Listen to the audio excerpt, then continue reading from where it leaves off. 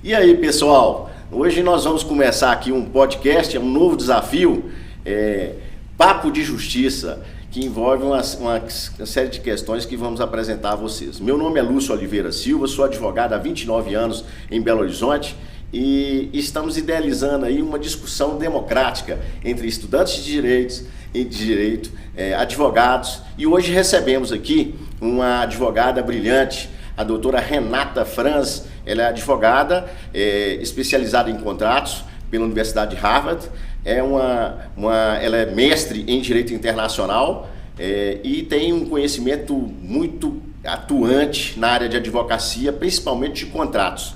Então, doutora Renata, seja bem-vinda. Doutor Lúcio, é um prazer enorme fazer parte desse projeto. Parabéns pela iniciativa, um trabalho maravilhoso que vai contribuir muito, não só com as pessoas que trabalham com direito, os operadores da área da advocacia, mas também o cidadão, né, as pessoas que precisam conhecer e saber o seu direito. Isso aí. E temos aqui também, gente, uma presença ilustre, né? O Gabriel Silva. O Gabriel, olha só, ele tem o mesmo nome do meu pai. Meu pai é uma pessoa que a gente ama muito e o Gabriel a gente tem muito carinho porque é um estudante de Direito de uma faculdade extremamente reconhecida em Belo Horizonte, né? A Dom Helder Câmara, e ele faz estágio em nosso escritório, é brilhante. Ele tem um trabalho, vem fazendo um trabalho durante 2023 de forma brilhante e por isso é que está aqui, né, Gabriel? E aí, Gabriel? Opa, boa tarde a todos, tudo bem? Meu nome é Gabriel de Souza Silva, sou estudante de Direito do 8º período da Dom Helder e desde março desse ano, né, estou trabalhando junto com o Dr. Lúcio, com a doutora Renata lá no escritório. Eles abriram as portas para mim, estão me dando a oportunidade de estar aprendendo todo dia, de estar com muito afinco correndo atrás, estar estudando sempre, buscando conhecimento, e está sendo uma mudança de vida muito boa para mim, tanto pessoal quanto profissional. E estar aqui hoje nesse podcast, nesse ambiente, sabe, isso aqui é fenomenal. Muito bom, Gabriel. Com certeza vai agregar conhecimento para todos que estão assistindo. Nós vamos te ouvir muito aqui, com certeza, Gabriel. Mas vamos lá. Vamos então começar, doutora Renata. Eu gostaria que a senhora falasse um pouco sobre a parte da experiência da senhora de revisão de contratos bancários ligados à área de agronegócio também. Essa experiência, essa técnica que a senhora vem utilizando durante esses anos todos, como é que é essa experiência da senhora sobre isso? Doutor Lúcio, primeiro eu queria parabenizar o nosso estagiário que está aqui conosco, o Gabriel, uma pessoa assim que foi se desenvolvendo, crescendo dentro da advocacia, dentro do escritório de advocacia nosso, e a gente admira isso porque foi uma construção. E eu vejo o brilhantismo dele como estudante, né, atuando já nas peças processuais, né, parabenizá-lo, viu, doutor Lúcio, porque no escritório seu, eu também comecei, né, como estagiária. Então, eu digo a todas as pessoas aí, os ouvintes, que querem e que estão como estudantes, que eles também procurem um escritório de advocacia, doutor Lúcio, porque é uma extensão da universidade. Né? Na faculdade você tem a teoria, mas ali dentro do escritório, olha, é muita prática, e isso engrandece muito para quando você vai fazer uma prova, para quando você vai discutir com o professor e com os colegas, você enxerga o processo ali, porque na sua prática do dia a dia é muito importante. Você enxerga tudo que o professor fala em sala de aula. Pois é, doutora Renata, olha só, o que a senhora está falando, a senhora está invocando para uma conversação interessante.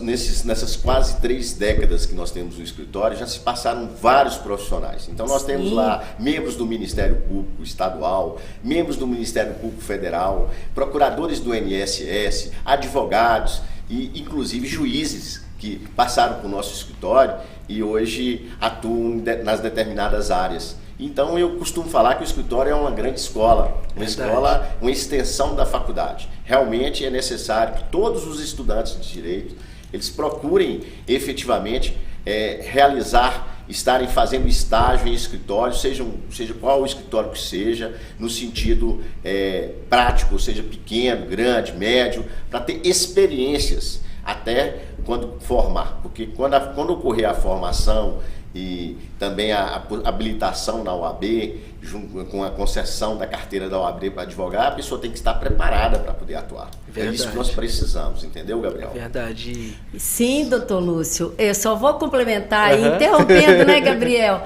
Né, só um minutinho, eu só fazer um parênteses com o doutor Lúcio aqui, porque Tranquilo. Isso que ele disse, eu iniciei desde o primeiro dia de faculdade, eu já estava dentro do escritório. Então, quem tiver essa oportunidade, e o nosso escritório está aberto, né, doutor Lúcio? Sim, com certeza. Para que as pessoas possam ter essa experiência, porque isso é muito válido. Conta como se você tivesse mais 5 anos depois de formado, porque você está ali dentro. Verdade. Você sente isso, não é, Gabriel? Sim, isso era uma coisa que eu estava conversando com o Lúcio ontem, que antes, quando eu entrei na faculdade, eu fazia direito, mas não tinha essa perspectiva de querer ser advogado, de seguir isso como uma profissão. Porque, igual muitos dos professores chegam na gente e perguntam, você depois de formado, você tem interesse em fazer o quê? A maioria da sala levanta a mão e fala, quero fazer concurso, quero fazer qualquer outra coisa, menos a advocacia. Estando num curso de direito, sabe? E foi passando-se o tempo e hoje eu estando atuando no escritório de advocacia, minha mente já mudou totalmente, porque eu consegui enxergar que existe um mundo, existe uma possibilidade de você ter autonomia e ainda assim você conseguir colocar o pão na sua mesa, você conseguir ter uma vida digna, que não é uma profissão que está, tipo assim, existem milhares e milhares de profissionais formados, mas que se a pessoa se destaca, ela consegue chegar no brilhantismo, no nível da doutora Renata, do doutor Lúcio. Obrigada. Mas então, doutora Renata, sim, eu preciso responder sua pergunta, né, doutora Lúcio? Sobre direito agora, já que o Gabriel está aqui. Essa área de contratos é uma área em que faz parte, na verdade, da vida civil de todas as pessoas. Todas as pessoas que vivem, elas vão estar contratando algum serviço, seja compra, venda, via internet, onde você vai, você está fazendo um contrato de compra e venda. Ainda que não tenha, né, um contrato por escrito formal, que algumas das relações da vida civil necessitam de um contrato formal, mas o que a gente está aqui hoje conversando sobre essa parte contratual é importante para a vida cidadã das pessoas. E aí, aquelas operações que você necessita de um contrato formal, no escritório de advocacia, a gente tem experiência nessa área, né, doutor Lúcio?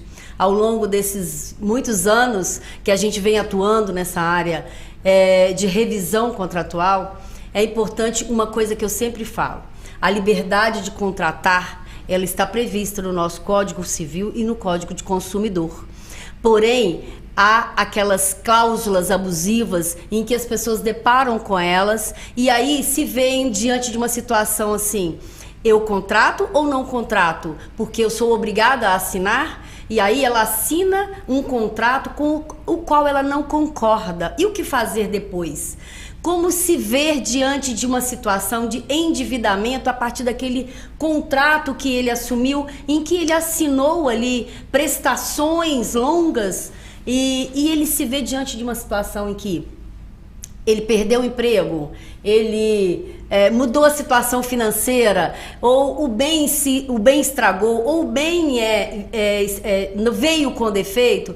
Ou seja, há uma série de questões que envolvem as contratações e que podem, sim, ser objeto de revisão contratual, buscando no judiciário essa substituição das cláusulas para que o judiciário possa declarar que aquelas cláusulas são leoninas, que aquelas cláusulas são abusivas e fazer a alteração devida, seja em relação a juros, encargos ou mesmo alguma forma em que um imóvel não foi entregue, um bem não foi entregue ou um bem não foi devolvido ou não foi restituído, ou seja, deparamos com N situações no dia a dia em que nós, operadores, trabalhamos com essas questões de contrato e que necessitam dessa revisão e do apoio para que a gente possa ver aí as pessoas satisfeitas com aquilo que elas negociam, né, doutor Lúcio? Na verdade, eu gostei, doutora, que a senhora está falando, realmente essa abordagem de que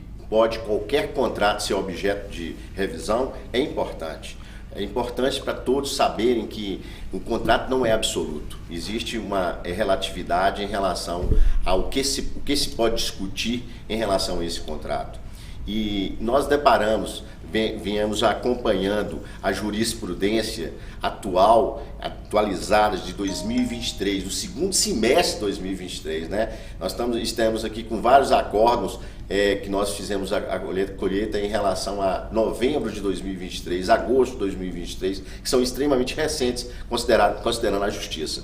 E aí, veja bem, as decisões judiciais são importantes, as abordagens que são feitas da jurisprudência sobre esse assunto. O Tribunal de Justiça de Minas vem analisando esses contratos, principalmente contratos bancários ligados ao agronegócio, empréstimos que são efetivados para custeio, para compra de fornecimento de alimentos para os animais, para os próprios animais, para adquirir os próprios animais para parte de agronegócio. Então, nesse contexto, existe uma série de questões que podem ser discutidas. Por exemplo, é a questão da existência de seca. Nós estamos vivendo um tempo em que existe uma temperatura acentuada, aumentando a temperatura nas cidades. Esse aumento de temperatura acaba acarretando seca e afetando claramente os animais. Nós acompanhamos um processo específico recente em que o rebanho não atingiu, o rebanho de bovinos não atingiu o peso ideal para ser vendido. Então era necessário, que senão seria causado um prejuízo grave, era necessário que aquele produtor rural buscasse a ajuda da justiça no sentido de alongamento da dívida. Estava vencendo aquela dívida específica. Então era necessário buscar o páreo do judiciário para revisar as cláusulas que estabeleciam uma determinada data para o pagamento. E aí que entra essa questão da necessidade de se utilizar o poder judiciário para poder buscar o equilíbrio entre as partes. E, efetivamente, as decisões judiciais recentes sobre esse assunto é a favor do produtor, no sentido de que é obrigado, tem uma previsão legal em relação à questão de empréstimo rural, da necessidade, não é a faculdade da instituição financeira alongar a dívida, é uma determinação legal. Inclusive existe uma súmula, doutora, do STJ que determina que seja feito o alongamento da dívida daquele que requerer em juízo. Então é um dos pedidos que devem ser feitos numa ação revisional relativa à questão de direito na área do agronegócio, do direito do contrato rural. Doutor Lúcio, nessa área, o que o senhor falou aí em relação aos alongamentos das dívidas, isso é muito importante que o nosso ouvinte saiba, tenha conhecimento, porque nós temos uma série de produtores rurais que efetivaram a contratação de empréstimos bancários para que ele pudesse investir nas suas lavouras, investir na pecuária, investir no seu negócio, seja com uma compra de maquinário, seja com investimento em insumos agrícolas.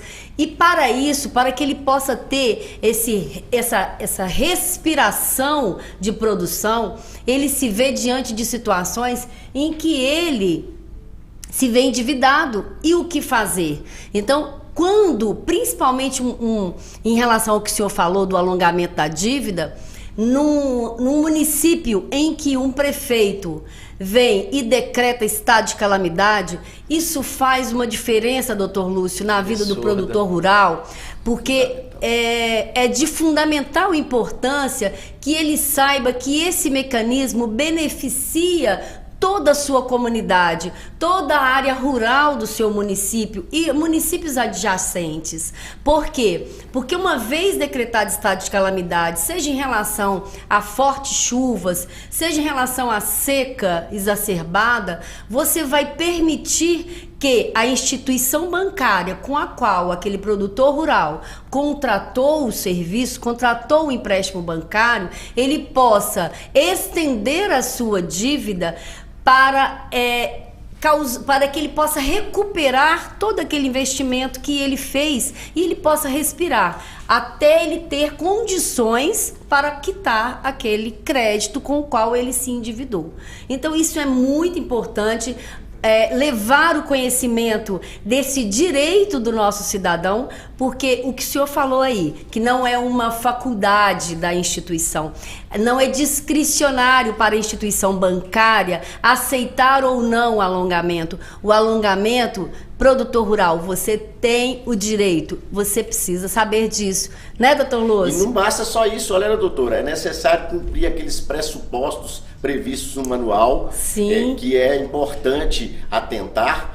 Por quê? Porque tem que ser feita uma avaliação técnica efetiva daquela propriedade que sofreu uma seca, que sofreu uma geada, para que possa demonstrar efetivamente, por meio de um laudo pericial, as condições de que foi afetado aquele produtor rural, para que ele consiga esse alongamento. Mas além do alongamento, doutora, nós vamos estender um pouquinho mais aí. Veja bem, existe dentro desses contratos rurais algumas ilegalidades que nós já observamos e detectamos, e que não somos nós que estamos falando como advogados, mas o próprio Tribunal de Justiça de Minas, recentemente, agora em novembro, teve julgamento sobre esse assunto, em que dispôs que existia ilegalidade em relação à contratação, por exemplo, da comissão de permanência, que é vedado a cobrança dessa comissão de permanência, tendo em vista que não é previsto no decreto que estipula a questão dos contratos, os contratos rurais. Então, essa discussão, ela é muito bonita, porque ela vai estendendo, vai permitindo que se faça uma discussão mais ampla a favor, efetivamente, dos produtores rurais. Temos também uma outra questão que a gente levantou e que discutiu até recentemente, doutora, sobre a utilização daquela lei específica sobre superendividamento. Aí nós vamos fazer uma abordagem disso aí interessante, mas eu quero ouvir a senhora também sobre a questão das outras questões contratuais que são passíveis de discussão. Doutor Lúcio, o senhor falou aí inicialmente a respeito da relativização dos contratos. E aí entra exatamente nisso, daquilo que eu falei. Quando você vai contratar, você se vê numa situação que, mesmo não concordando com algumas cláusulas, você acaba assinando o contrato, e aí você se vê numa situação: se eu não assinar, eu não vou receber aquele empréstimo. E é exatamente isso. Dentro dessas cláusulas abusivas, tem sim essa comissão de permanência que o senhor falou, doutor Lúcio, que muitas das pessoas não sabem nem por que elas estão ali, nem o que é. Só assina e vai descobrir depois na hora de cobrar. Vai descobrir depois na hora de cobrar, porque os encargos contratuais, eles aumentam os valores com os quais você contratou. E essa comissão de permanência é uma delas. E ela está ali para que você possa, a instituição bancária, ela vem, coloca a obrigatoriedade ali no seu contrato, e você não sabe nem para que serve, mas ela está ali e você não pode tirar. E, na verdade, ela não serve para nada mesmo não, porque ela é apenas mais uma das taxas que a instituição bancária cobra pela contratação. E cobra, doutora, no momento que o produtor rural está mais frágil, que é o momento em que ele está com débito. Exatamente. Essa cláusula que prevê a comissão de permanência, ela é aplicada com inadimplência. Exato. Veja bem, já existem os juros, já existe a correção monetária. Por que cobrar mais uma taxa que, pela inadimplência, punir mais uma vez o produtor rural? É aí, doutor Lúcio, que o Tribunal de Justiça vem e ele entende que essa cláusula de permanência, ela é um bis in idem, porque ela vai estar aplicando encargos em cima de encargos já cobrados, que são os juros e todos os outros encargos que estão ali. Então, o nosso Poder Judiciário, ele vem e, de ofício, ele entende que aquilo ali não se aplica, então ele pode ali excluir, diante de uma perícia técnica que é feita no processo para liquidar aquele valor, e ele retira esses valores que estão além e que estão onerando ainda mais o produtor rural. Isso é muito bom, né? Essa possibilidade de você rever o contrato, de você não tomar prejuízo, saber que você pode buscar o páreo do judiciário e buscar ali uma possibilidade de aproximação do que é devido, do que é real, do que você deve, né? Eu queria chamar a atenção, doutor Lúcio, para o nosso ouvinte, para o nosso telespectador. Não precisa esperar ficar endividado para você pedir a revisão contratual. No decurso da contratação, enquanto você está adimplente, você também pode pedir a revisão contratual. E esse momento é um momento muito importante, porque você vem e, se for o caso, se for necessário, você vai depositar em juízo aquelas parcelas que você vai entender que ela, como o judiciário mesmo diz, aqueles valores incontestáveis, que você entende que eles são incontroversos. E aí você deposita o valor incontroverso a partir de toda uma análise pericial e contábil que a gente faz no nosso escritório, para que a gente possa entender qual é a parcela real que você deveria estar pagando, e está pagando muito mais. É muito interessante. Agora, mais interessante sobre isso, eu até invoco a atenção sobre uma questão de uma lei de 2020, uma lei de superendividamento. A lei, incrivelmente, essa lei, doutora, ela tem um artigo específico que pune o produtor rural. Incrivelmente. Por quê? Porque na lei estabelece que não, excetuando a possibilidade de utilização da lei do superendividamento, que é uma lei que permitiria você fazer um alongamento ainda maior do que o alongamento previsto nos contratos rurais, ela simplesmente excetua a aplicação para os produtores rurais. E o engraçado, o interessante, que é uma lei que veio alterar o Código, olha só a incoerência, alterar o Código do Consumidor. E nós temos aí, vou invocar também a atenção de todos vocês, sobre a possibilidade de aplicação do Código do Consumidor, isso recente, em decisões judiciais recentes, viu, Gabriel? Em decisões recentes do nosso Tribunal de Justiça, determinou a utilização do Código do Consumidor. Ora, se existe uma lei que altera o Código do Consumidor, ela insere um artigo e estipula lá, elencando o que pode ser utilizado para o superendividamento. O que é superendividamento, gente? É a pessoa que adquiriu vários empréstimos, é muito comum. O banco vai oferecendo para o cidadão empréstimos e mais empréstimos, inclusive para pagar as dívidas anteriores. Eu conheço casos de pessoas que usavam o cheque especial para pagar o financiamento anterior. Tomavam o financiamento para pagar o cheque especial e viravam uma bola de neve. Isso é o superendividamento. E existe também o superendividamento, nós acompanhamos vários casos no nosso escritório de superendividamento de produtores rurais, que iam até o banco, tomavam valor para custeio, depois tomava outro valor para compra de rebanho, depois comprava outro valor para fazer cercas e melhoramentos na propriedade. Essas quantias iam somando valores altos de prestações em que eram insuportáveis, não eram possíveis serem utilizados. Isso aconteceu muito com o pessoal do gado de leite, porque o leite ele reduziu o preço demais, né? E aí, veja bem, essas pessoas se endividaram violentamente, porque elas tinham um potencial de recebimento das cooperativas de valores altos. Nós temos casos concretos sobre isso. E recebiam valores mensais que eram dispostos em relação ao rebanho, que era tirado leite diariamente, e recebiam esses créditos na conta corrente. O banco emprestou tudo que podia e mais alguma coisa. E aí, a partir daí, doutora, essas pessoas ficaram sem a condição de tirar o leite, porque o rebanho teve que ser reduzido, né? E também, obviamente, reduzindo os vencimentos recebidos em decorrência do leite e impossibilitando o pagamento e quitação das dívidas constituídas. O que nós tivemos que fazer? De propor ação revisional, discutindo esses contratos e discutindo também o superendividamento. E discutindo a aplicação, a possibilidade de aplicação dessa lei, que absurdamente está excluindo os produtores rurais.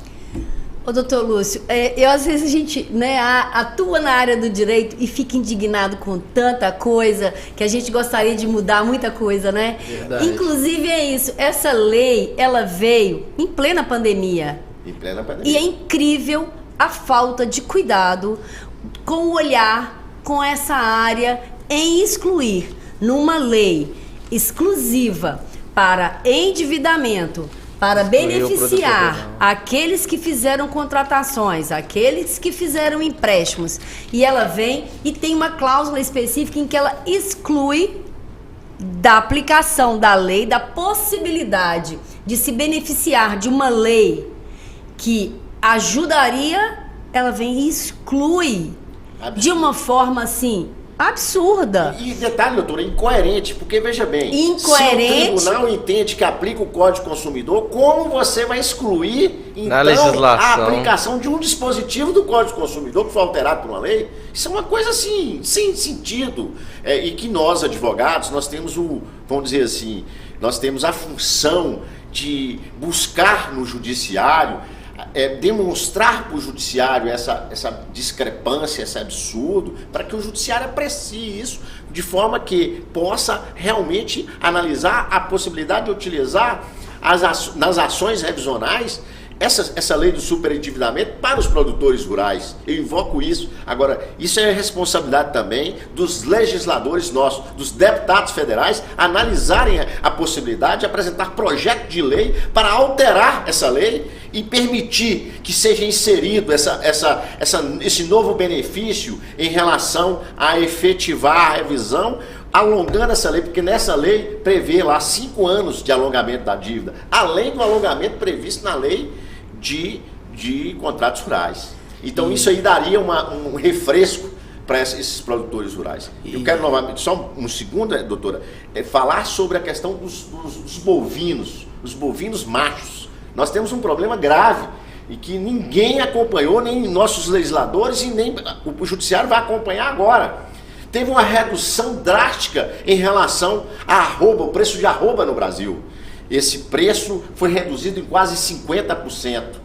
Isso é muito, porque muita gente adquiriu o bezerro a um preço de arroba altíssimo, de 400, 450 reais, enquanto que atualmente 250. Existe uma diferença grande, é uma discrepância. É necessário que o legislador encare isso de frente para alterar efetivamente e colaborar com os produtores e entender que existe uma crise no campo, né? O campo, além de ajudar o Brasil, mas ele precisa de ajuda.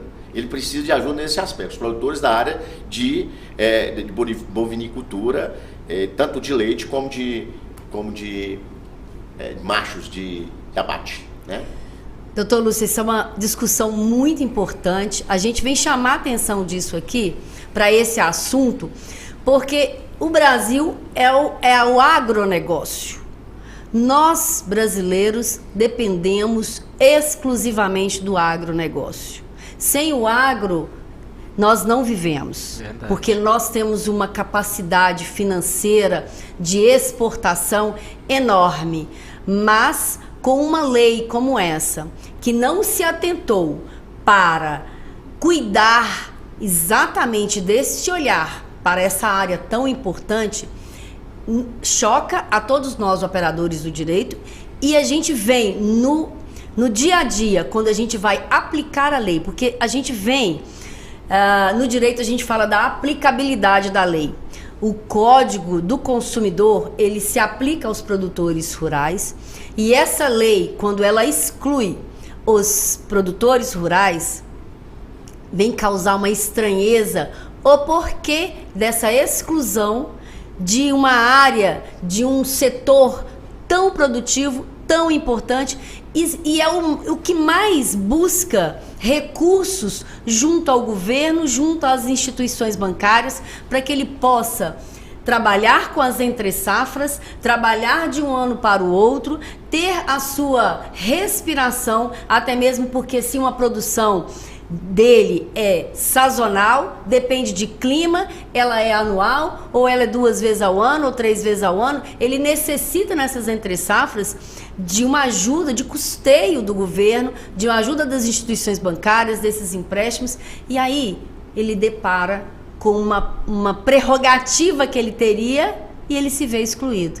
Então nós precisamos chamar a atenção dos nossos legisladores para que não sufoquemos o Poder Judiciário com questões que o Poder Legislativo poderia se atentar, para que simplesmente se alterar uma lei e fazer com que pessoas sejam beneficiadas sem haver a necessidade de utilizar a via judiciária.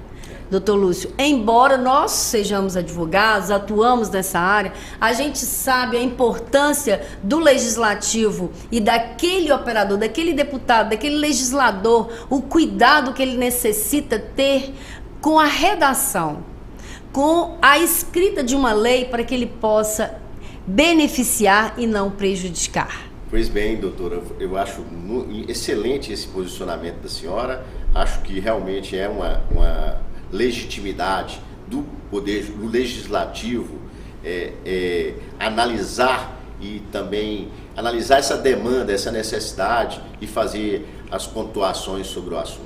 Nós temos também, dentro da questão do direito de agronegócio, uma situação muito grave, porque o produtor rural, como a doutora falou, necessita sempre de buscar recursos financeiros para os investimentos dentro do curral, doutora, dentro da cerca. Tem uma questão, uma discussão nessa parte de agronegócio que fala o direito dentro da cerca e o direito fora da cerca, que é o direito do produto que foi transportado e de dentro, que é aquele que está sendo criado, está sendo estipulado.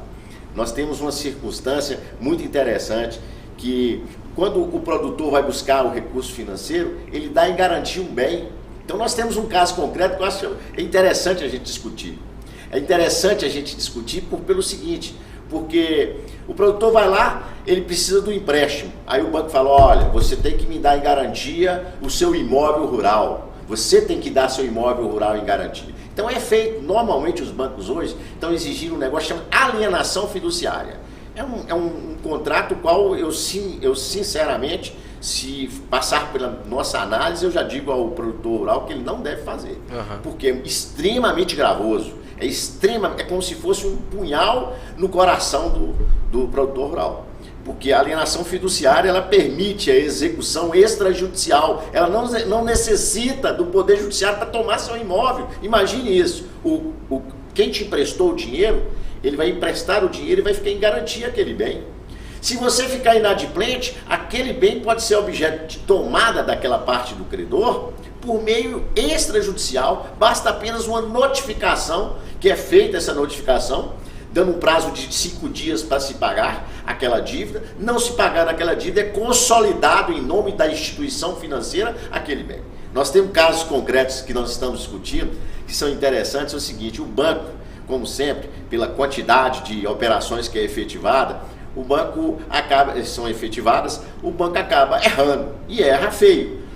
Tem exemplos nossos lá, por exemplo, que o banco notificou o devedor em um endereço equivocado. Nós conseguimos a anulação judicial, não conseguimos na primeira instância, mas conseguimos por tutela para...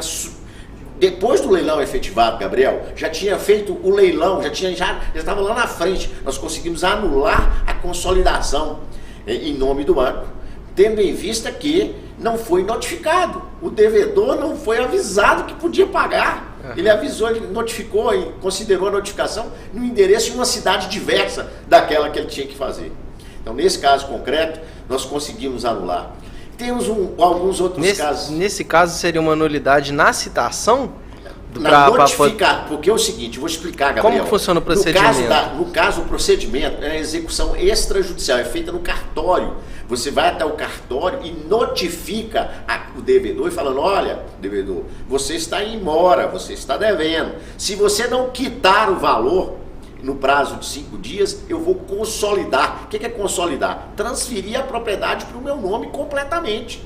E fazer um leilão. O banco não fica com bem imóvel, o banco gosta de dinheiro. Então, normalmente, ele faz um leilão. E, normalmente, a gente tem outra situação mais grave ainda que o banco faz. O banco, ele além de fazer essa consolidação em nome dele próprio, ele faz um leilão. E faz um leilão não pelo valor do bem, pelo valor da dívida.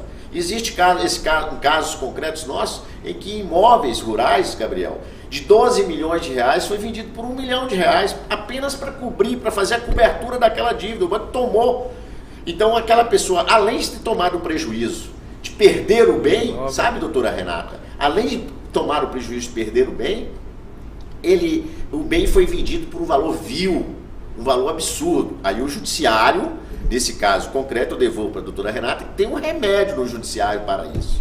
Ô, doutor Lúcio, essa questão aí a gente vai deparando muito no dia a dia com essas questões sofridas pelo nosso produtor rural. Verdade. E aí, essa alienação que o senhor falou aí, quando nós somos procurados, né, somos consultados e vamos aí opinar se o produtor vai contratar ou não, e o senhor disse aí, não seria uma opção a alienação fiduciária, no sentido que a garantia do seu bem vai valer o valor da sua dívida.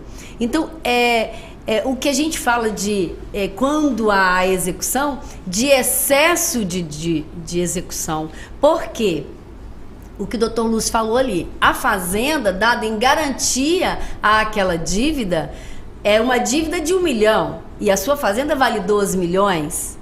Aí você vai perder a sua propriedade, caso você não pague a sua dívida, por uma dívida de 1 milhão. Ou seja, o seu bem vai valer muito menos do que ele realmente vale.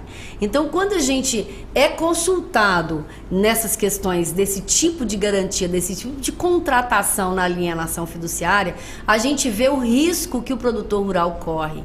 E existem outros remédios, existem outras formas de empréstimo e de contratos que são mais benéficas ao produtor rural.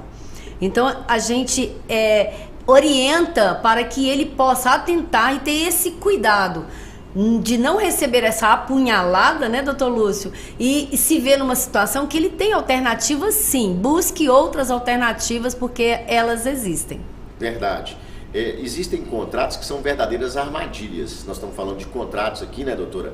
Que são verdadeiras armadilhas. E principalmente nessa área bancária.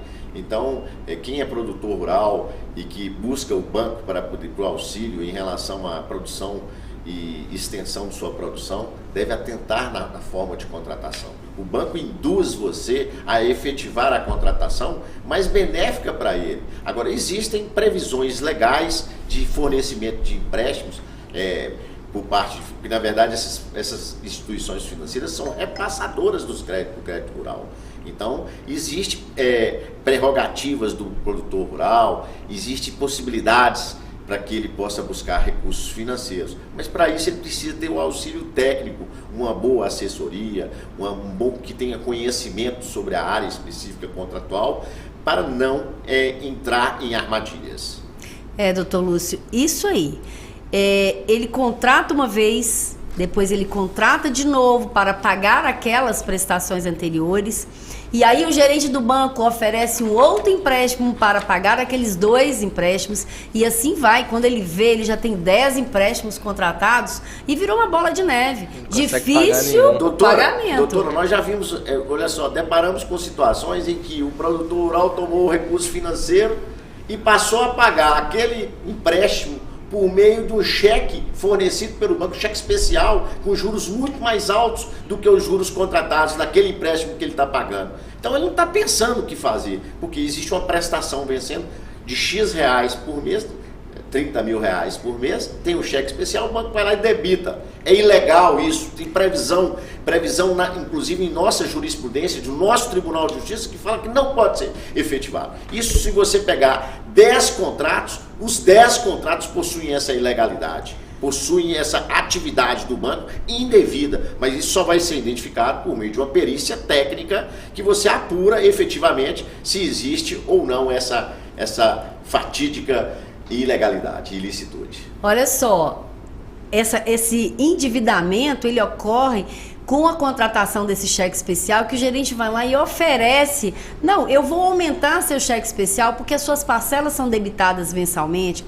Então você pegou um empréstimo onde você tem, no empréstimo do primeiro contrato, debitava 5 mil e o seu cheque especial era de 30 mil. Então você tem ali uma parcela debitada mensalmente, com encargos ali do cheque especial sobre a parcela que você já está pagando, com juros, multas e vários encargos. E aí você pega um segundo empréstimo para poder cobrir o cheque especial, para cobrir a primeira parcela, e aí você tem uma parcela nova de 10 mil reais. Seu cheque especial aumentado para 50 mil. E aí você vai nessa bola de neve. Que isso, gente, é muito comum, doutor Lúcio. Com certeza. É incrivelmente comum e nós precisamos cuidar desse olhar. Esse papo de justiça, nesse projeto que o doutor Lúcio criou aqui, olha, vai levar informação para você, que às vezes tem até, não tem condições de sair da sua terra ou mora na zona rural, para ir a um escritório de advocacia. ou mesmo tem vergonha de chegar ou de perguntar para um advogado, ou mesmo abrir a sua vida, que ele já está com vergonha de tanta dívida, não fica não, que aqui a gente tem informação, aqui a gente tem o papo de justiça, né, doutor Lúcio? Com certeza, mas olha só falando sobre isso, existe um contrato super interessante para ser discutido também. Qual é o contrato? Que hoje está na moda. Vamos invocar a atenção até do Gabriel, porque o Gabriel é jovem, é o mais jovem aqui dessa mesa. Nós somos jovens, doutor nós Lúcio. somos jovens, mas o Gabriel é mais jovem. Se não os ouvintes, aqueles que não estão nos vendo, mas estão ouvindo. A geração do Gabriel criou uma situação contratual nova e que está sendo objeto de discussão no Poder Judiciário a todo momento. Que é a questão de daquelas mensagens do WhatsApp. Nós temos hoje estava vendo, 147 milhões de usuários do WhatsApp no Brasil. Uma coisa assim, incrível. Então, a parte, vamos colocar assim, a comunidade que é ativa no sentido de econômica no país utiliza o WhatsApp. E aí, veja bem, muitas pessoas, eu estou invocando isso, doutora, porque é uma coisa da modernidade que é contratual. O WhatsApp enviado, ele vira um contrato? É possível entender que existe uma contratação entre o WhatsApp? Eu queria chamar a atenção sobre isso e discutir isso com a senhora. Porque o WhatsApp, doutora, é utilizado já pelo judiciário, já tem uma previsão. O judiciário tem utilizado o WhatsApp para intimar as pessoas, desde que a pessoa autorize a efetivação por esse meio. Ou até mesmo por e-mail, né? Mas o e-mail está superado. Vamos colocar o e-mail lá atrás. O e-mail ficou igual o fax. Nós vamos pensar agora no WhatsApp. O WhatsApp é possível sim, gente. E veja bem, as decisões que nós olhamos de novembro para cá, sobre o WhatsApp nos tribunais, são todas que estão dando total e absoluta validade às discussões do WhatsApp sobre negócios. Então, os negócios realizados, aquela conversa que você faz no WhatsApp é um negócio. Se você combinou com aquela pessoa e estabeleceu metas dentro do WhatsApp, efetivamente, aquele WhatsApp será documento suficiente para comprovar a negociação. Ou seja, é um contrato. Mais um fato importante, doutora, só estendendo um pouquinho mais, nós tivemos agora a oportunidade, sabe, Gabriel, e que eu acho que você deve pensar nisso para o ano que vem, de participar da Conferência Nacional dos Advogados, onde vimos lá as provas digitais, né, esse manual prático de provas digitais.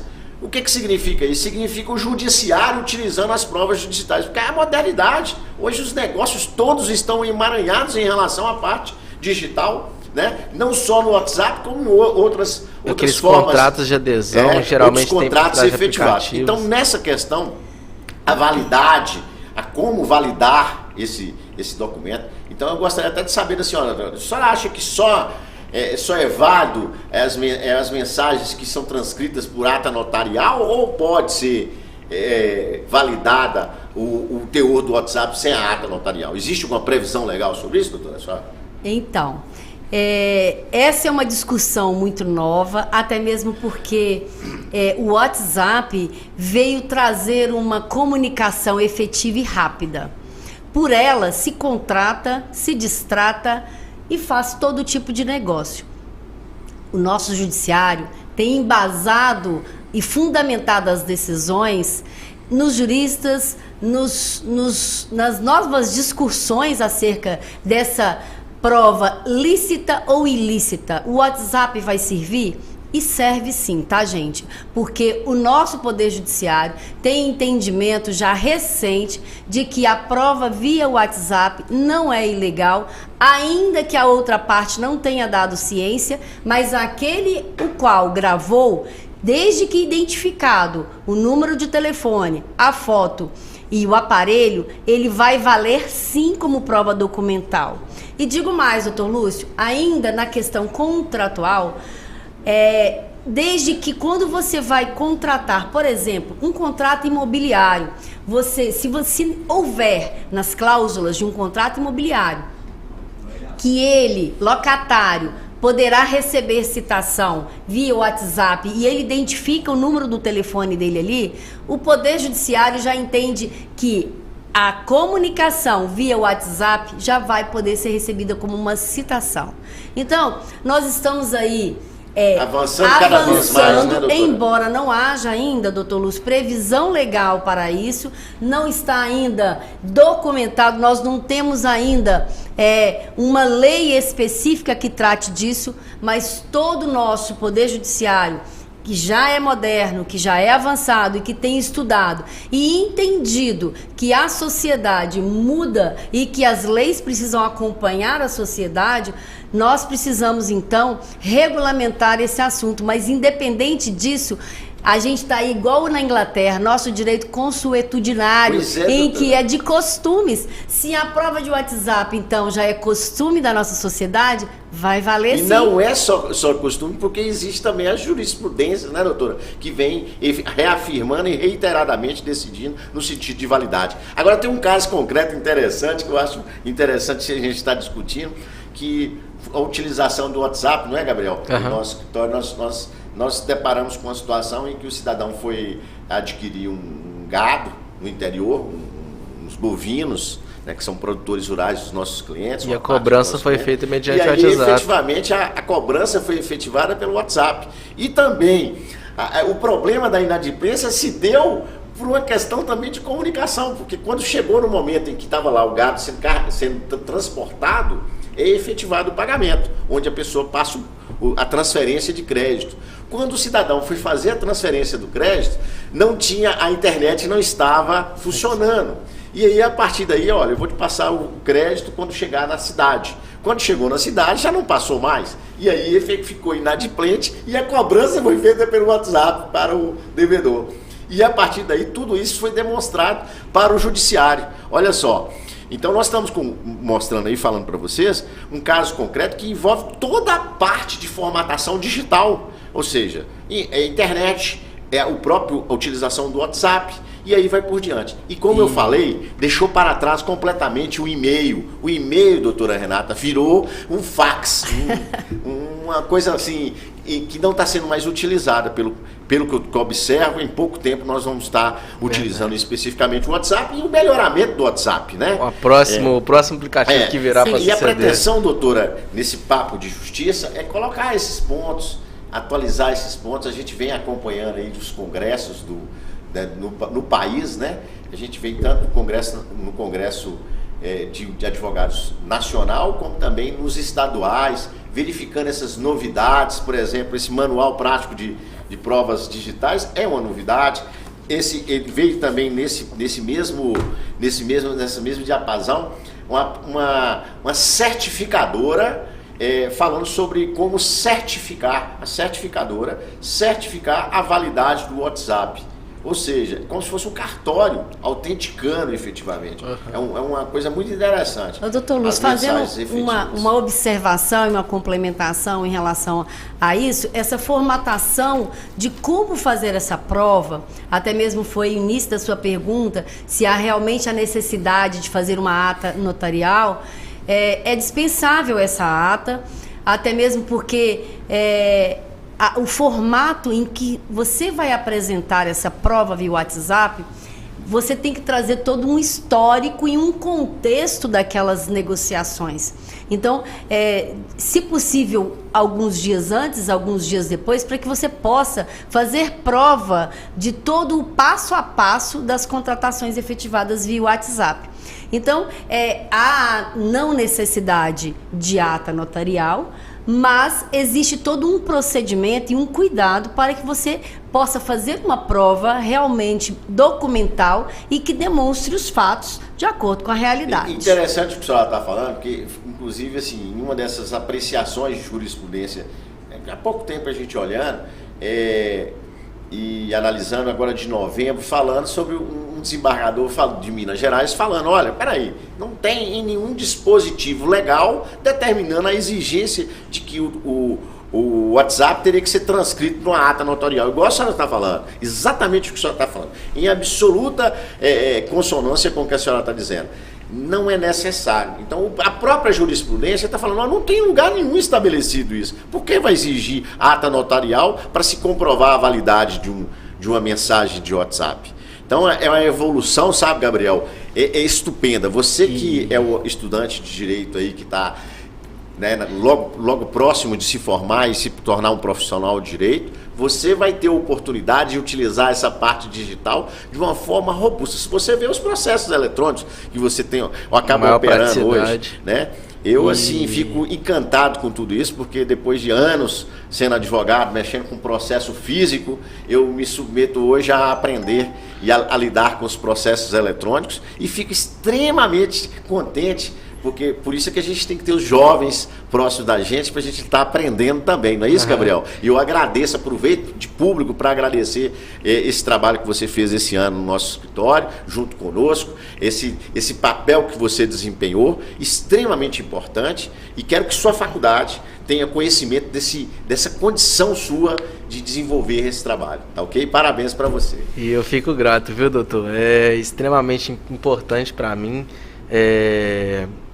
Assim, desde o primeiro momento que eu entrei no escritório e comecei a trabalhar com vocês, eu sempre tive essa mentalidade de não querer ter ambição, ambição, mas não de querer ter ganância, de querer estar perto para poder aprender, para poder ter conhecimento. E eu vejo que isso é passado para mim de uma forma muito simples, mas direta, que eu consigo realmente no dia a dia aprender cada vez mais. Isso. E tem uma coisa que eu queria falar aqui, que é justamente sobre as provas digitais. Eu estava vendo uma estratégia de como que a pessoa, através da própria conversa no WhatsApp, consegue fazer com que uma pessoa confesse a dívida. Por exemplo, assim, a doutora Renata está me devendo R$10 mil, referente a uma compra de uma moto que ela tinha na família dela e beleza. Aí, desses R$10 mil, ela não me pagou nada até hoje. Como que através do WhatsApp eu poderia fazer com que ela confessasse? Olha que interessante. Você chega e manda uma mensagem. Oi, Renata. E aqueles 50 mil que você está me devendo? Ela não está te devendo 50 mil, não. Estou te devendo 10. De uma forma discreta, ela vai acabar falando. E aquilo ali poderia se tornar uma forma de comprovação de que aquela dívida que às vezes foi feita por um contrato verbal, às vezes foi feita por um boca a boca, algo tipo assim, eu vou te pagar ali, eu vou te fazer um Pix, pode ficar tranquilo, daqui a pouco chega. E aí você consegue transformar aquilo ali numa prova robusta que pode ser usada num processo para poder reaver aquele dinheiro. Sim, mas corroborando com isso que você falou, é interessante a gente atentar para essas questões, mas nós encontramos no mercado também muitos estelionatários. Então a gente tem que tomar muito cuidado com essas questões, porque fazer provas exige alguns procedimentos, exige alguns requisitos. Então a prova processual, ela perpassa por uma questão de verdade real, que tem que ser absoluta ali, para que a gente possa fazer a prova adequada, no caso adequado. Mas tudo é válido e a gente vai mudando o direito de acordo com o que vai mudando a sociedade, né? Verdade.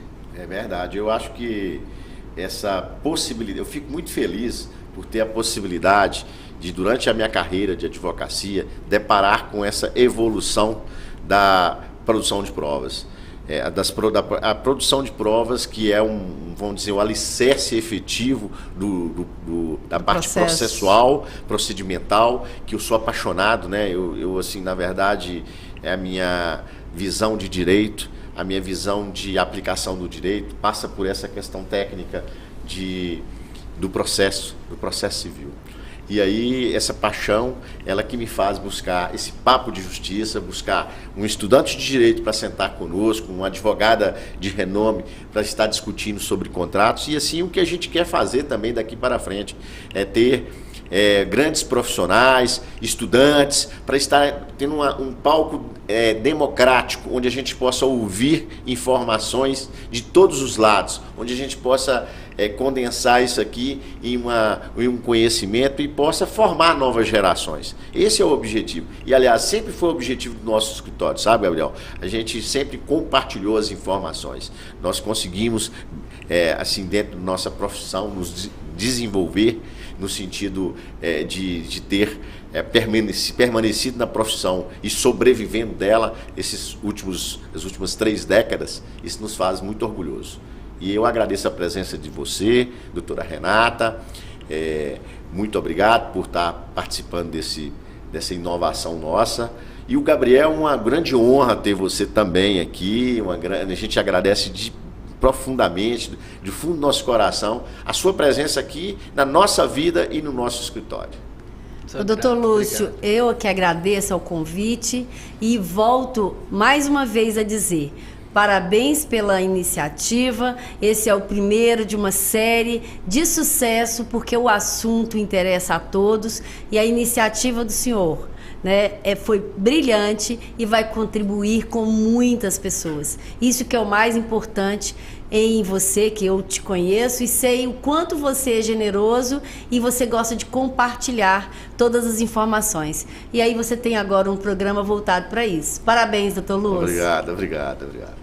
Vai na salva de palmas.